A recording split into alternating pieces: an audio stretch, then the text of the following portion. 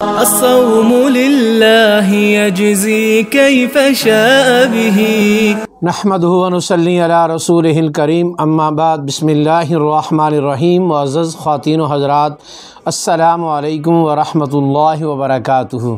میں آپ کی خدمت میں حاضر ہوں پروگرام سنہری باتوں کے ساتھ، اور آج کی مجلس میں آپ کے سامنے عقیقہ کرنے کا کیا فائدہ ہے، اگر کسی بچے کا عقیقہ نہیں ہوگا تو کیا نقصان ہے۔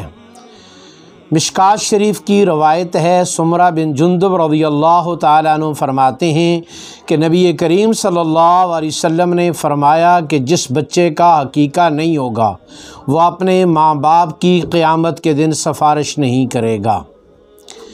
تو لہٰذا جو بچہ بچپن میں مر جاتا ہے وہ اپنے ماں باپ کی سفارش کرتا ہے، اسی لیے جنازے کی دعا میں بالغ مرد اور عورت اور چھوٹے بچے اور بچی کی دعا الگ الگ ہے۔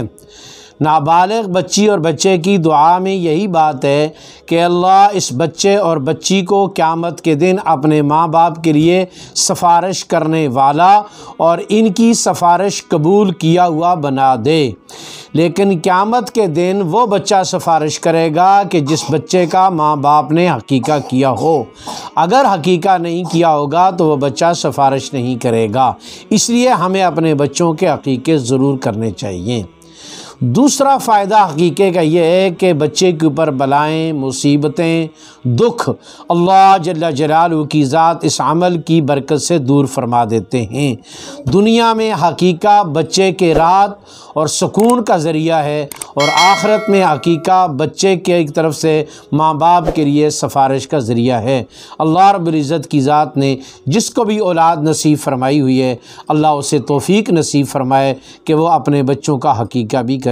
السلام علیکم ورحمۃ اللہ وبرکاتہ۔